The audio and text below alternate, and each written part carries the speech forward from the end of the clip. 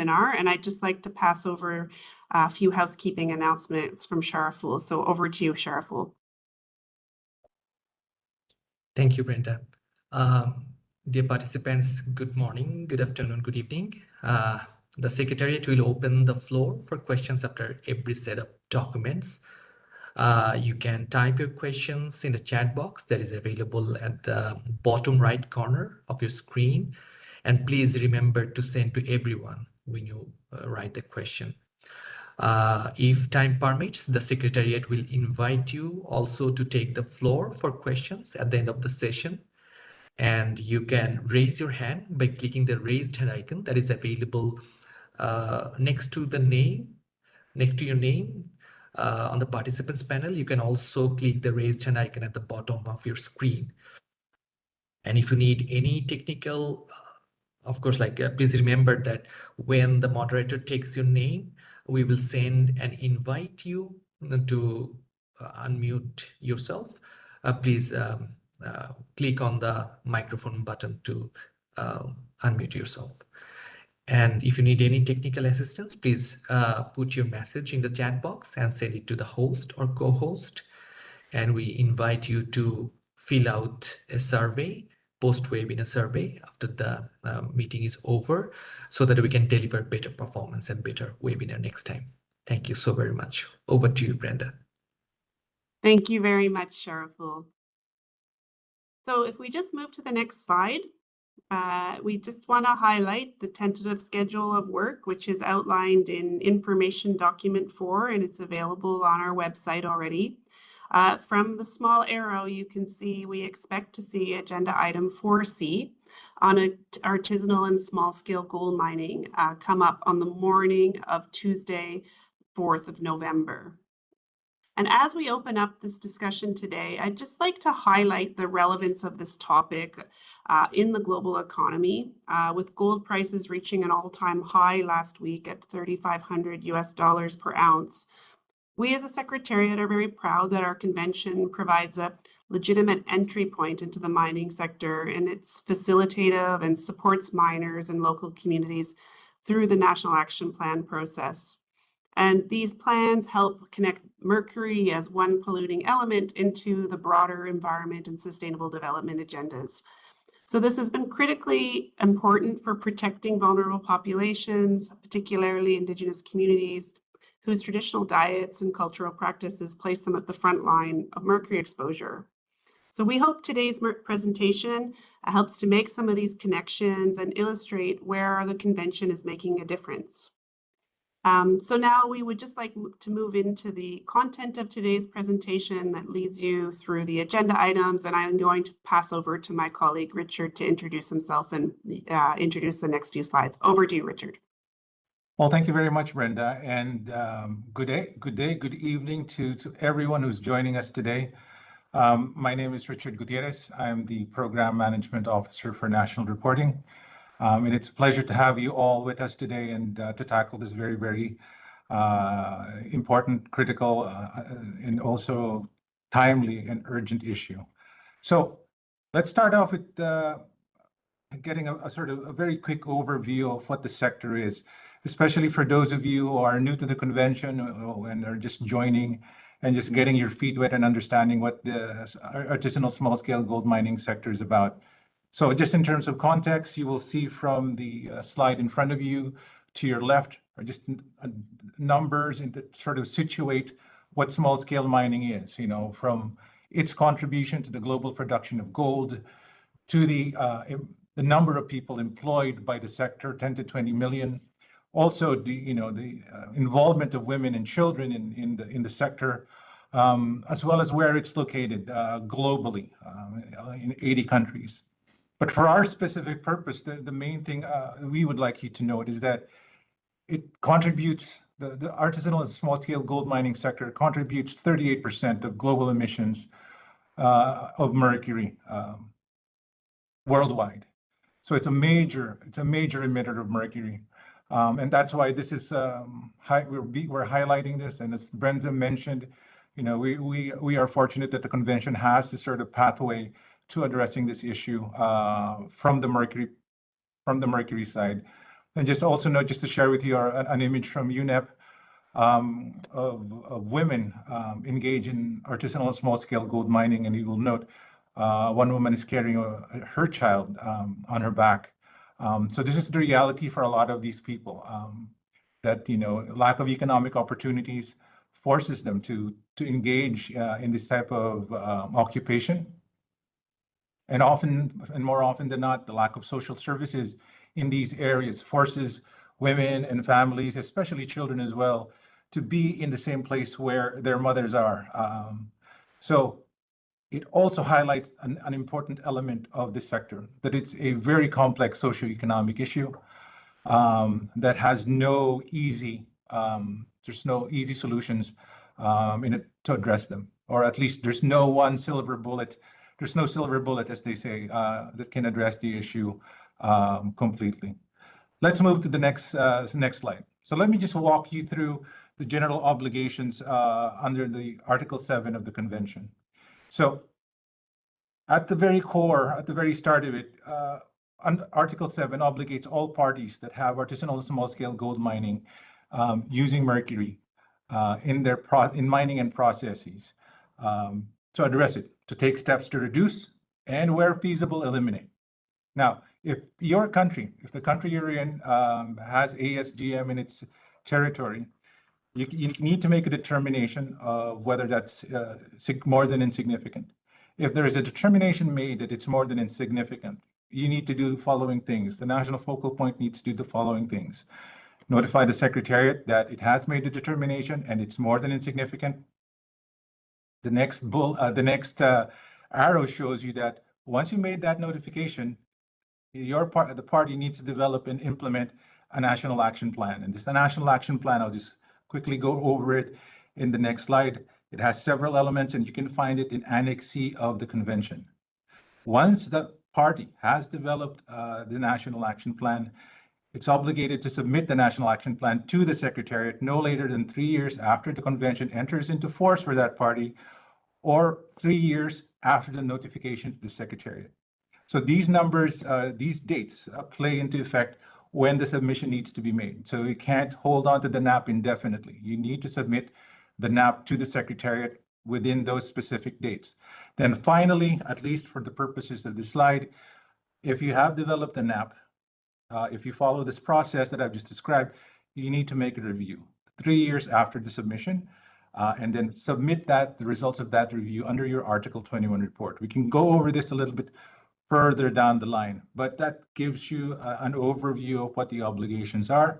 And if you want more specifics, please check the convention text for the specific language of these obligations. Next slide, please.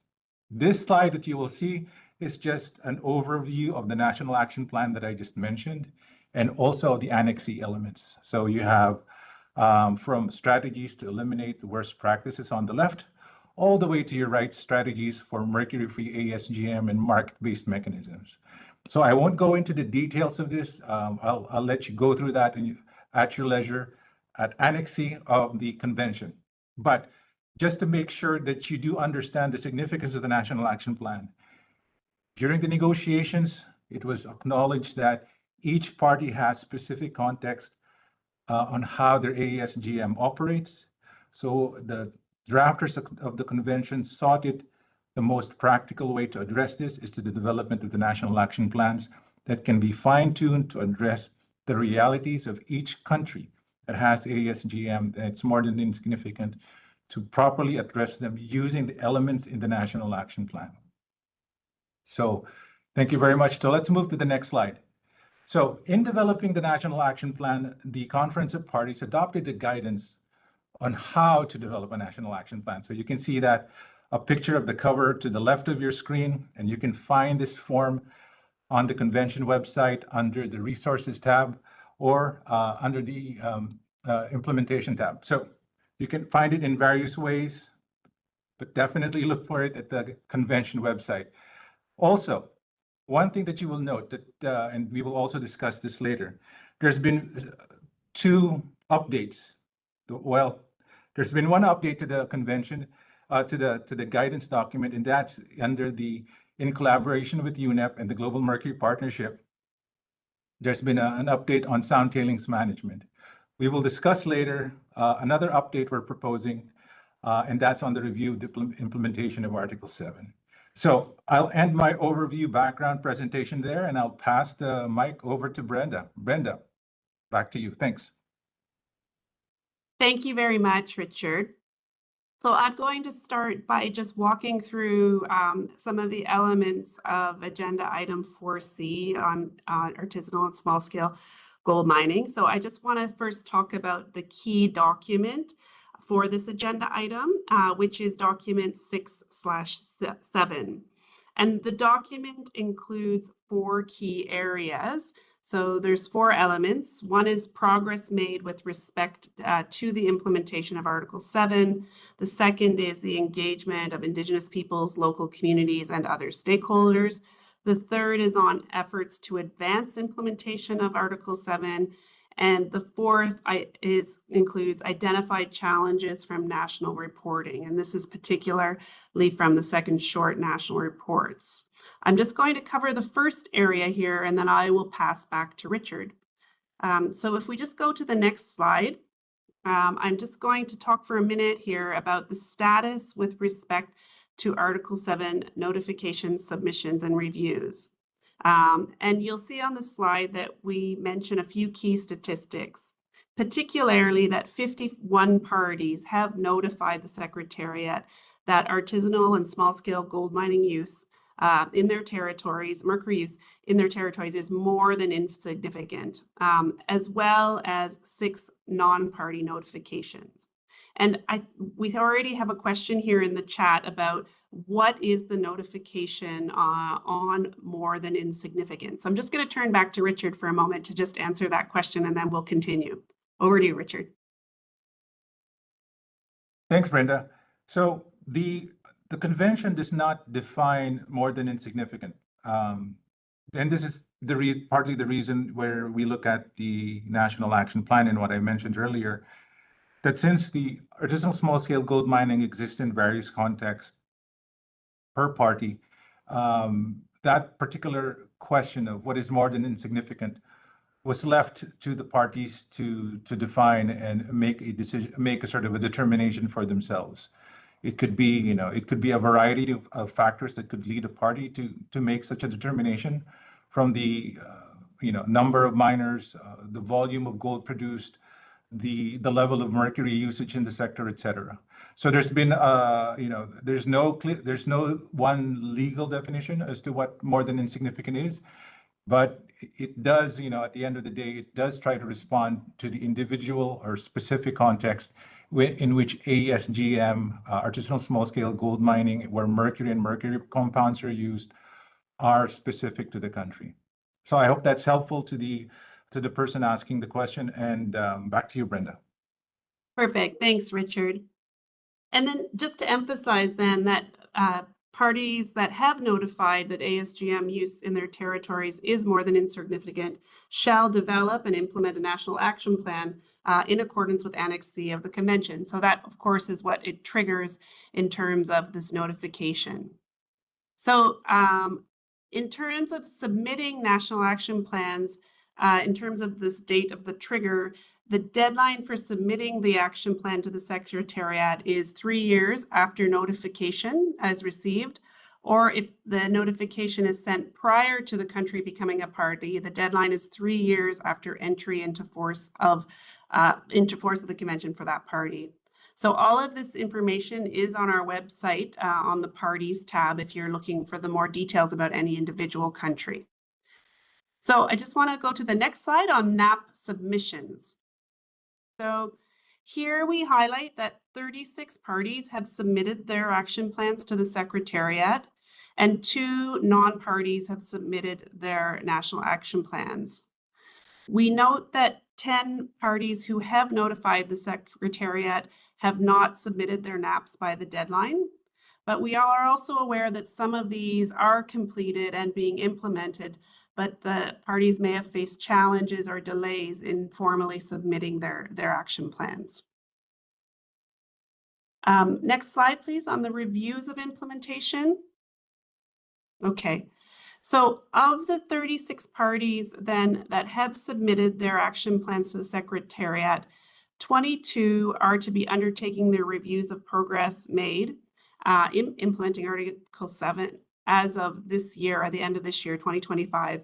And these are encouraged to be submitted within the national reporting pursuant to Article 21. And this is the second full national report cycle due by the 31st of December. I want to just note that we do have an addendum document to this, which talks about the reviews of implementation and provides guidance to this. And this is something that Richard's going to cover in the next presentation. Just as I hand over to Richard, I note that yesterday's briefing that we had was on supply sources and trade. And there were some questions about informal trade or illegal trade in relation specifically to artisanal and small-scale gold mining. And Richard's going to touch on some of this as he moves forward in the presentation on the guidance, et cetera, and make those connections to yesterday's presentation on supply sources and trade. So I thank you for that also, Richard. Over to you. Hey, thanks, Brenda. So yeah, so I'll if I forget to respond to that, Brenda, just please remind me. But yeah, so let me just sort of start by saying that yesterday the Secretariat had an information session on Mercury supply sources and trade, and then there was this very sort of timely question that was raised about how is the convention addressing it's bridging the issue of the illegal supply of primary mined mercury and addressing the demand side of illegal mercury being used in ASGM, where it's primarily informal and you have a big illegal component of it as well. A key element that was mentioned during that discussion was the national action plans, and then if you recall. In the National Action Plan I showed earlier, there are several elements, and one of the elements that I did not get to sort of specifically mention is that the parties, when they develop the National Action Plan and look at all of these elements and try to put these elements in that's defined and listed in Annex C, one of the elements is the strategies to prevent diversion of mercury or primary mercury mining to ASGM. And I note some of you might be curious, where is the National Action Plans found?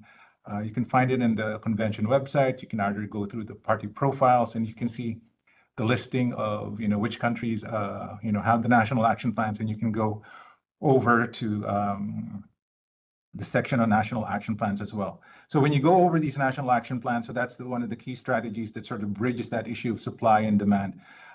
So I hope that's one of the answers that we gave yesterday, but I'll sort of focus a little bit more on what is now happening. It can be done as well. And it's quite relevant, especially with the document that we're going to cover in the few slides that I'll be presenting. So as Brenda mentioned, we have an add one to the 6/7 document. And this is on the proposed draft sections on the review of what we call the RIA, the review of the implementation of Article 7. Now, this work was precipitated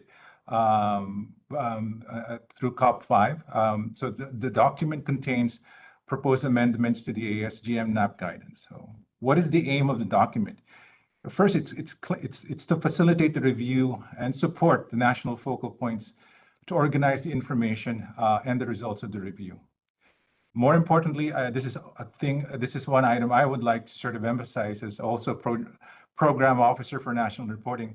When we talk about the review of the implementation of Article 7, there are two obligations at play. One is on the Article 7 obligation in conducting the review, and as equally important is the reporting of the results of the review under Article 21. So when we talk about the RIA, it's always a dual obligation of conducting the review and reporting the review. And that's why, as emphasized in the aim, we're talking about facilitating the review as well as reporting. I'll keep hammering that point because, as you will see later on, we do have a proposal format on how national focal points can reflect the results of the review in their national action plan, in their national reports. My apologies. but I'm getting ahead of myself. So let me just go back to the document on AD1. As a background as well, so this was not just developed by the Secretariat, this was developed and done through the support, through the help of the Global Mercury Partnership, particularly as well the Global Mercury Partnership Secretariat, as well as the ASGM partnership leads, as well as experts that have contributed to the time and inputs into the document. We're very fortunate that our colleague Gosha will be with us and explain more about the work that the Global Mercury Partnership is doing later on. Now, what is this draft sections and who will it be for? It's primarily a review guidance aimed for parties who have submitted their NAPs.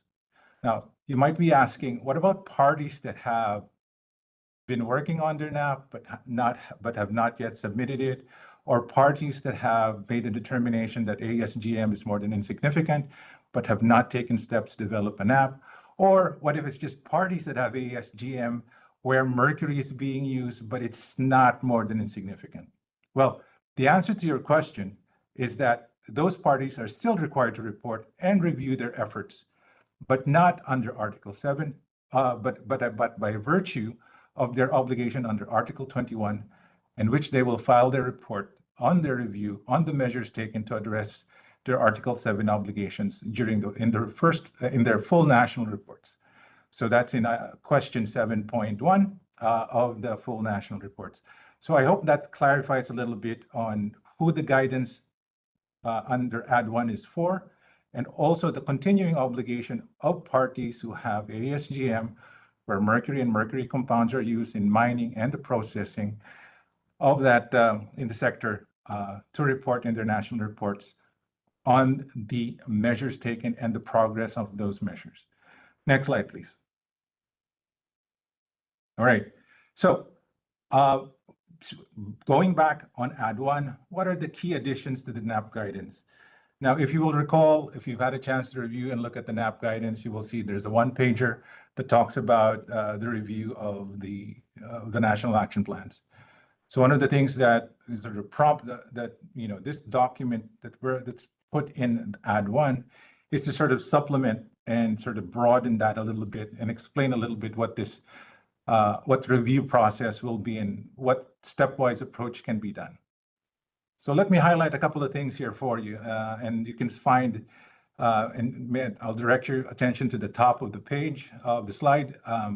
What are the new sections? The first bullet is simple but important. Check the mandate of the coordinating mechanism and ensure multi-stakeholder participation. So what does that mean? So most probably all of the existing bodies that develop the NAP may be existing still. But for some parties, the terms of references may have changed. There could have been reorganization of such, there could have been a reorganization as well of the ministry. So first thing you need to do, if you're undertaking the review, is to take a look at the mandate of the coordinating body, because that same body would be the best institution to move forward to conduct the review. The next couple of bullets under that, under the initial heading, is more straightforward. Collect and compare data based on the Mercury use baselines, monitor and assess progress, evaluate and adapt, especially when you see changes in the strategies, changes in the when you're not meeting targets, you're missing indicators. So surely make it an adaptive plan and not a static one. And then lastly, report findings. I did forget to mention a couple of things. First, going back to the first bullet, is the multi-stakeholder participation. Of key importance here are populations in vulnerable situations, particularly indigenous peoples, local communities, and women and children. I highlight indigenous peoples at this point because we have, the Secretariat also developed a provisional guide on the effective engagement of indigenous peoples, and I'll cover that later. But it's also very critical at this stage because of the importance of understanding if ASGM, particularly informal and illegal, if it's happening in territories of indigenous peoples as well as local communities, there's a need to respond to that And one way of responding to that is involving and engaging the rights holders and sectors and stakeholders in the review of the national action plans. I also forgot to mention earlier on the nature of the ASGM, especially for those of you who are new, that although the convention says it's artisanal and small, most of the time, and sometimes at the field level, these are neither small nor artisanal. Many people, particularly indigenous people, see them really as it's not a question of scale, but really on the presence and the kind of degradations that's happening in their environment. So the convention recognizes this reality, and it's and you, especially you, if you're new to the issue and you're just moving down into communities, that's the kind of reality that you will see as well. That the scale often there's a big difference from artisanal small, and then there's a gap between industrial mining. But just take note that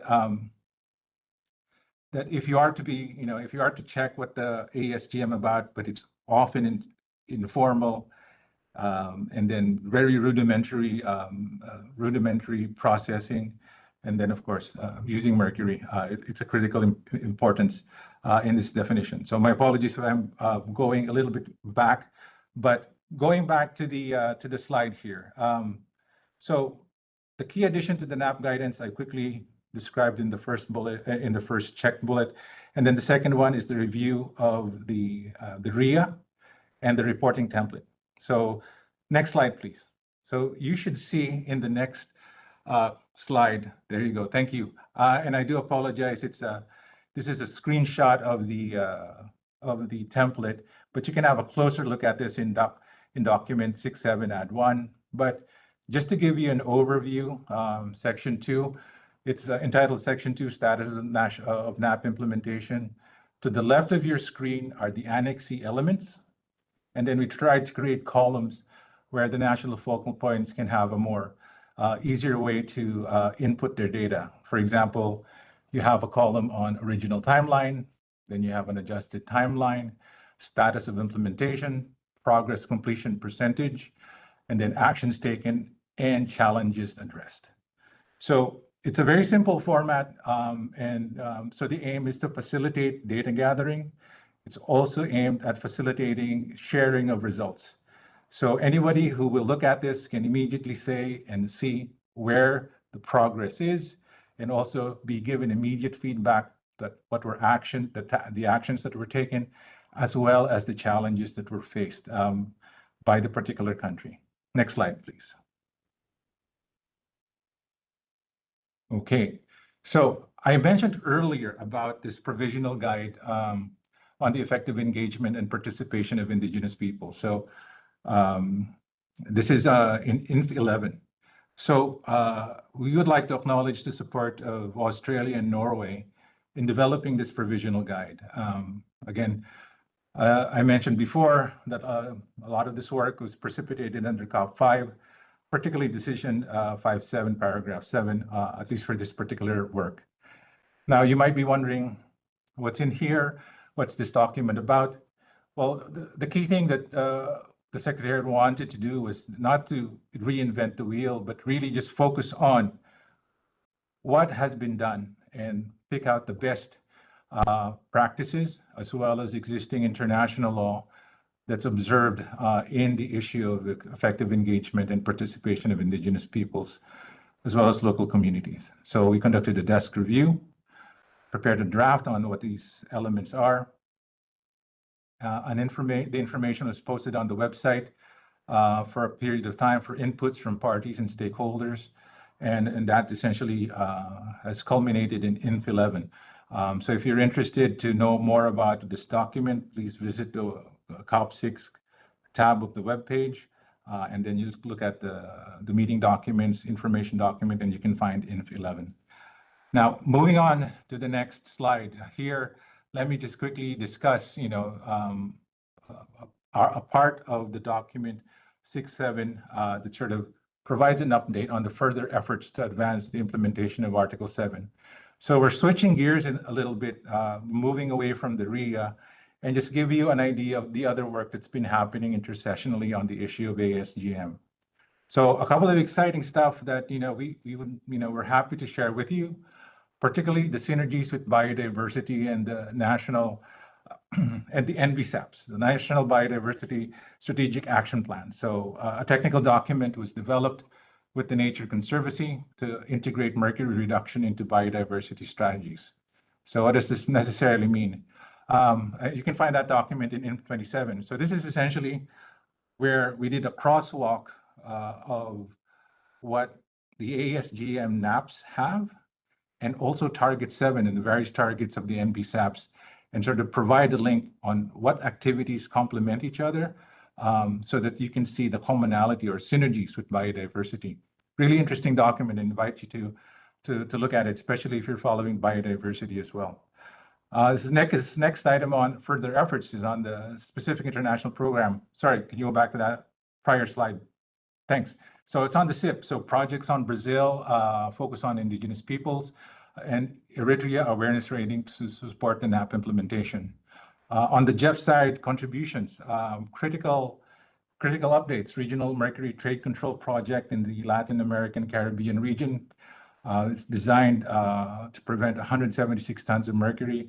So this is very interesting. Again, if we're talking about the intersect between supply and demand, this project falls squarely in the middle to look at that intersect. Another update is on the expansion of Planet Gold to 27 countries, addressing 33.8 tons of mercury, avoiding, and then 12,400 miners being supported through this expansion. And last item on the Jeff contribution is the allocation for forest biome programs, which are aligned for the Minamata Convention goals, amounting to $284.8 million. So next slide, please. So last two items on the further efforts. I just wanted to call your attention on an in situ mercury monitoring document. You can find that in INF 9 under the COP-5 documentation. And a trade, we were able to conduct a trade workshop, which was supported by the European Union, the Philippine government, UNIDO, and Bantoxics last year, to talk about the mercury trade challenges faced by countries with more than insignificant ASGM in their territories. Next slide, please. So switching gears, another element that you will find in document 6/7 are the identified challenges that came up in the second short national report. So these identified challenges, although the short national report does not contain questions on ASGM, parties in their Part C, where they were asked to identify challenges in implementing the convention, challenges in meeting the objective of the convention, they have reported issues related to ASGM in their response. So let me just quickly share with you what these sort of challenges that were identified. One is illicit mercury trafficking. Second is smuggling of mercury for ASGM use. And then third, trade of banned mercury-added products. So these three items might not be new, but what is important to note at this stage is the consistency in which these issues are being raised. So this is not the first time parties are raising this as a challenge. And if you go to the website and look at the past national reports, my apologies, the past national reports, you see the consistency in how parties are sort of flagging these issues as challenges. Of note, additional concerns came up as well in Part C, where a party did mention the mercury trade via e-commerce platform as an additional challenge it sees in meeting the objective of the convention. That party as well noted that dental clinics are being used or are selling mercury to minors, which then end up mercury that's been sold by dental clinics, then being used in these informal or at times illegal artisanal small-scale gold mining sites. Now, if you're interested in the stuff that I've just discussed, please check out INF 20 of the COP-6 documents for more information on this. Next slide, please. So after going over these various items, document 6/7 has several suggestions for the COP. Now, first bullet to the main portion of the slide, you will see that the COP may wish to call on parties to submit their final NAPs as soon as possible. As I said earlier, once the party makes a determination that a ASGM in the sector is more than insignificant, it needs to develop its national action plan and submit to the Secretariat with a certain period of time. And as Brenda mentioned earlier, there could be some delays. So hopefully the final NAPs can be submitted to the Secretariat as soon as possible, heeding if the COP wishes to take on this call. Second is the adoption of the amendments to the review. So that's going to be critical in sort of moving forward with the RIA reviews. And then the next call would be for the Secretary to incorporate the adopted amendments to the guidance document. And as equally important is to cooperate with the Global Mercury Partnership in disseminating the guidance, the amended guidance, my apologies. And then lastly, on these, at least on this slide, call on all parties that have submitted their NAPs to provide a review of the progress made and in meeting their obligations and make that submission in their Article 21 national reports as well. Next slide, please.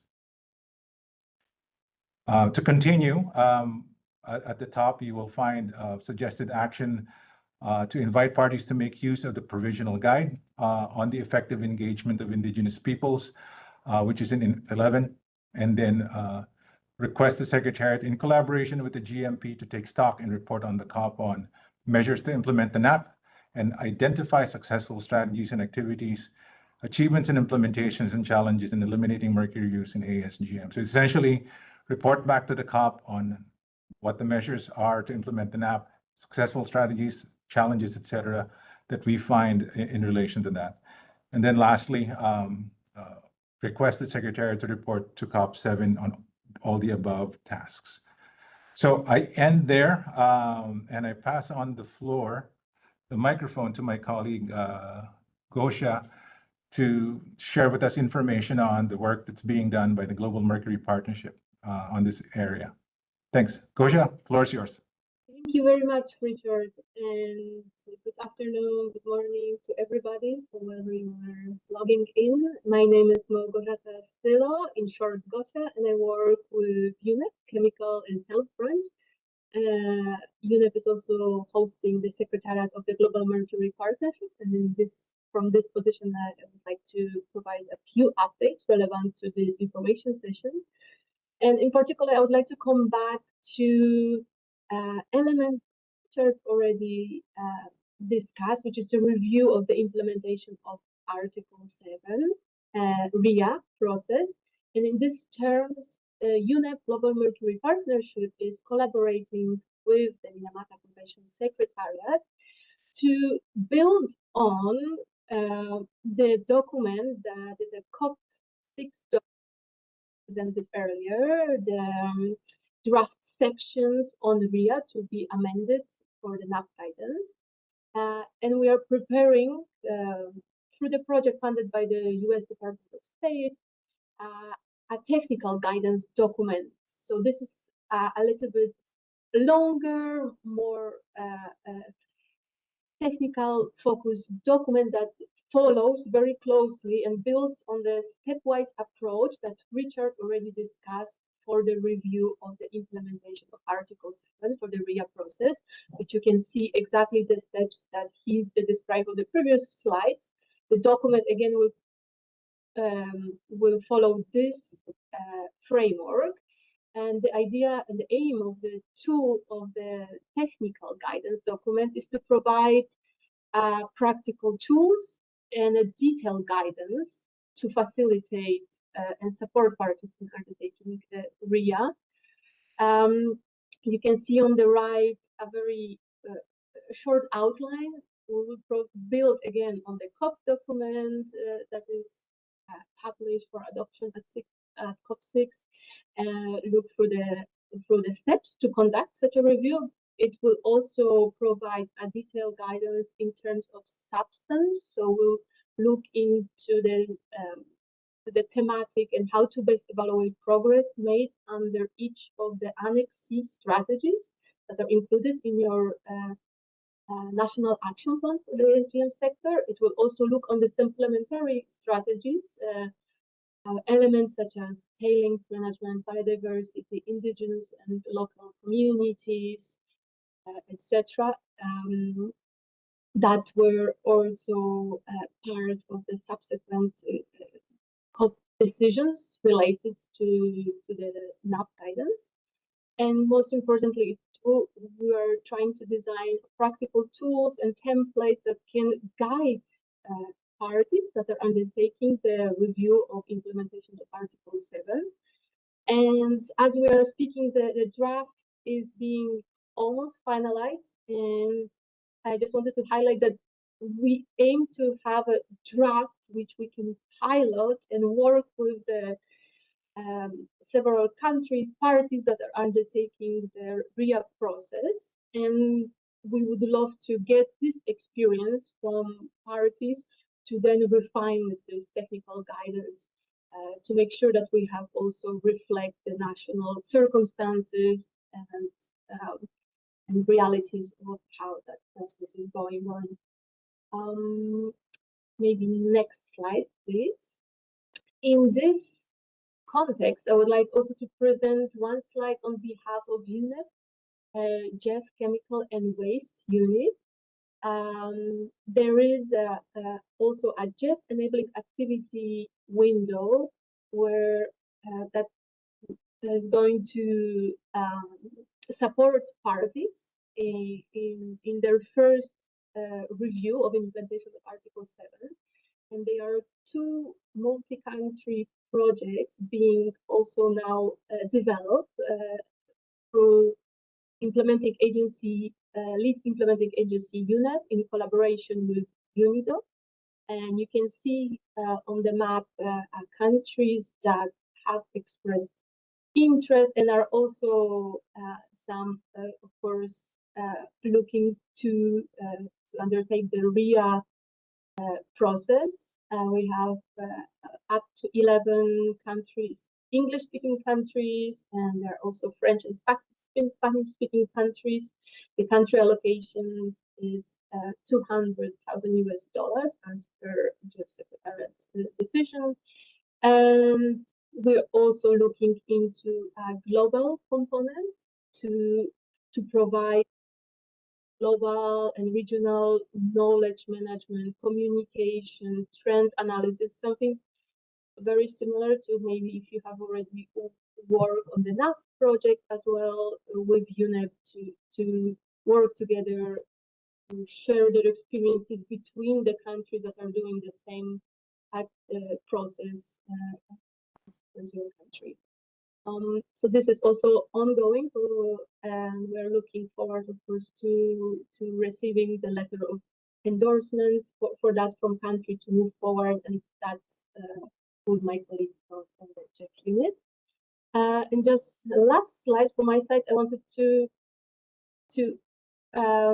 highlight one of the global activity that UNEP Global Mercury Partnership has been doing in the NAP project, and that relates also to the new RIA process and projects in the future, which is trend analysis. So from the National Action Plan on ASGM that have been submitted to the Secretariat of the Minamata Convention, of course, there is a wealth of information in those documents, and this is especially if you look on the baseline information such as estimate of mercury use, estimate of gold production by the sector, estimate of number of miners, occurrences of worst practices, but also looking at quality information in terms of roles of women and men in the sector, looking on some health-related socioeconomic elements. We try to capture the key information from your National Action Plan, and we produced interactive dashboards I will try to paste it again, the link perhaps in the chat in a moment, where we can, in on the one page, gather and visual the key information about the sector based on your national action plans. We are in the process of updating this to make sure that the latest information from the national action plan submitted in the last year are also online.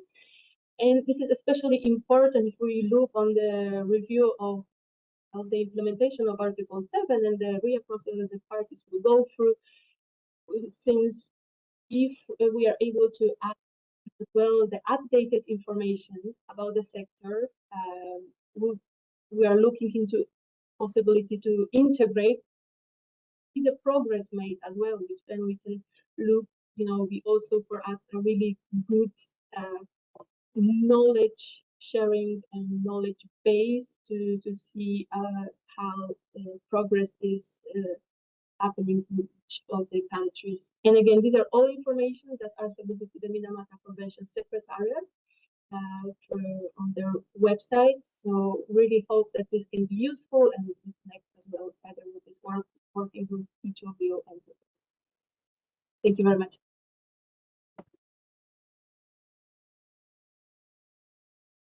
Thank you so much, Gausha. Really happy to welcome you here with us today as a key partner in implementing work on artisanal small-scale gold mining. We'd now like to open up the floor for any questions and answers. I note we've answered a few questions along the way, and we've done a lot of talking today. So while I just open up the floor for questions, I'll highlight that we have a number of upcoming events that will do further deep dives into this information. So there is going to be an online event in the pre-COP-6 event week on the reviews of implementation of Article 7 on ASGM, from guidance to implementation. So it's further information by the Global Mercury Partnership. I also understand that there will be a knowledge lab at the COP-6 on shared solutions on gender in small-scale gold mining by NRDC. And from measurement to action, mercury reduction strategies in ASGM by the Alliance for Responsible Mining. So there's a lot of interesting events coming up related to this topic. And I also understand there'll be an exhibition booth at the COP on market-driven solutions for mercury elimination and small-scale gold mining that will review some of the field-based interventions from Brazil and Peru by the Swiss Better Gold Association. We can also look forward to a special event by the Global Environment Facility that will be highlighting some of their projects under Planet Gold to provide more information. So I hope that maybe opened up some time for some questions to come into the chat. Maybe I'll just turn over to you, Richard, because you've been monitoring it. Yeah, hi, thanks, Brenda. Before I respond, I just want to acknowledge the presence. I just noted, I was looking at the participants list, and I've noted that Susan Kane, one of the Global Mercury Partnership, ASGM leads, is with us today. Maybe, later on, if Susan wants to say something or react, at least to any of the points you've raised, she can take the floor if she wants to. But just to say that, that she is presently with us. Thank you, Susan, for joining us today. Let me just there is this one question that was raised that we weren't able to, that I wanted to respond to quickly. And that is the question, I believe it's from Linda. She was asking, where can they find the reviews? Have the reviews been submitted? So thank you so much, Linda, for that question. So well, first let me say that, as Brenda mentioned in her presentation earlier, there are reviews still due there are reviews that are still due. Now there are 4 parties that have submitted their reviews through their national reports, particularly in the first full national report. So if you want to see what these documents or what the submissions were, check out the first full national reports. I believe it's question 7.4, where they are asked to attach their reviews with the report, and these are posted on the convention website. We will share with you the link to that very, very shortly. So that's where you will find for now the submitted responses to question 7.4, where parties are asked to attach the reviews they have conducted on their national action plans. So I hope that's helpful, and then I'll shortly post on the chat where you will find these national reports. Thank you. I think that's it. Unless let me just quickly check if there's anything else. Yeah, I don't see further questions that have come forward, so maybe we're in a position to close. Yeah. Unless if Susan wants to say something, we can pass the mic to her. Don't want to put you in a spot, Susan, but anyways, if I see your hand raised, we'll pass the floor. If not, we'll see you at COP-6. And thanks for all the help on the inputs on the RIA guidance as well.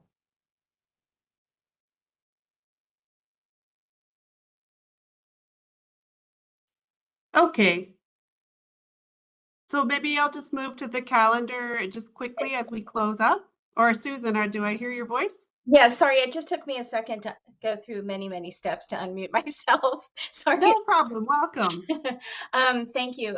Thanks for giving me just a second to say hello to everyone, and also to offer that the Global Mercury Partnership did collaborate with the Secretariat and, as Gosha said, in producing the RIA guidance, and also historically producing the NAP guidance as well. So those of you who are on the call who are members of the Mercury Global Mercury Partnership ASGM area, please we remain available to answer any questions, or if you want to add further information, or it remains a platform of exchange for people who want to further the conversation around ASGM and around the NAPs and around this process, in addition to, of course, participating in the Secretariat sponsored events. And thanks to Brenda for the summary of all the different ASGM focused events. It's not a big topic of conversation at COP-6 on the plenary, but it's definitely a topic of conversation in the hallways and in the booths and in the knowledge labs. So we invite everybody to please visit the booths and attend the events and ask questions during COP-6. Thanks. Thank you so much, Susan. Okay, so on that note, I think we'll just close out with a few reminders of some key dates and on the calendar. If you can just move to the next slide, I just want to highlight that we've shown this slide a couple of times now through the online sessions, but we do encourage you to register for COP-6 as early as possible to facilitate our planning. And I just like to really highlight that the regional preparatory meetings are already underway. They kicked off in the Latin America and Caribbean region last week. We are looking forward to the Eastern European states here in Geneva next week, followed by Asia Pacific and Africa. So things are underway. And I want to just move to the next slide quickly. Today was the 4th of 5 Minamata online sessions. And the next session is a closed session for parties only on the program of work and budget. Be sure to register for the session, and it will take place on the 30th of September. So just in closing, I just want to thank everyone for their participation and engagement today. There is a wide spectrum of people that this topic touches upon. The national action plans, as I mentioned when I opened, do help connect Mercury as one polluting element into the broader agenda of both environmental and sustainable development agendas. It's also very critical for protecting vulnerable populations, particularly Indigenous communities and others. But we hope that today's presentations help to make some of these connections and illustrate where the convention is making a difference. I highlighted a few of the knowledge labs and side events that will be taking place, but There are many, and as Susan said, you know, ASGM is a big component in many people's agendas. So please be sure to link that as you attend these sessions and make these connections, because this is a particularly important community to do that. So thank you everyone for participating. Yeah, over to you, Richard. Sure. Sorry to interrupt you. There was this a question popped up in the chat. So if I may, we can. Thanks. Sorry to interrupt you there. So there's another question from Linda, and it goes like, can you please tell me if countries should report new baselines on mercury use in those full and short reports, or how is it measured and monitored, the progress in the reduction of mercury use? So this is a very good question in relation to what we presented today, and so allow me to sort of explain. And I also invite Gosha to add if I miss anything. So the baselines are reflected in the national action plans. So what the national reports contain, at least at this stage, for the full reports, it contains the 40 plus questions that need to be 40 plus questions on various topics, items in the Minamata Convention, and this includes ASGM. The short national reports only cover 4 recurrent questions on primary mercury mining, stocks and sources, trade, and waste. It doesn't have yet, it doesn't have specific ASGM questions. However, but having said that, you will find the baselines in the national action plans. So that the full and short national reports contain different sets of information as of now. And then once the review starts coming in, or the results of the reviews starts coming in, these reviews or the results of the reviews will then be incorporated or included in the Article 21 national reports. So at least at this stage, when you look at the past documents, the past reports that have been submitted, you will not find specific baselines yet, but you will find those in the national action plans. And these documents are fully available on the convention website. So I hope that's helpful. And I invite also Gosha to add, or maybe Susan, if I missed something or you want to re-emphasize a couple of points. So there, I see Gosha. Gosha, the floor is yours. Well, thank you very much, Richard. I think I don't want to, add on the full and short reports, but as we were discussing for the re-up process, I think this is something that, of course, we invite everybody to review the document, the COP document, which provides a framework. I think this is the starting point, and we will be also looking, as we explained, for the technical guidance that then can, in a practical way, support the country, especially the one that will be undertaking the REAP projects, just funding enabling activity. And we hope to look into this matter exactly as you said, to how best to actually measure the progress in terms of also mercury use estimates. I think this is something that for now is in draft form, but we'll be happy to see what best way to report that and how to link, of course, then to the national reportings under Minamata. Perfect. Thank you so much, both. Okay, well, we would like to just thank everyone for their participation today. Wishing you all a good morning, good afternoon, good evening, and thanking you for your engagement on this important topic. I hope you found it useful in your preparation for COP-6. And thanks to the team for all of the work. See you at the 5th session of this 5th season of Minamata Online for parties only on the 30th September to talk about the program and work and budget. Thank you very much. Bye-bye. Thank you.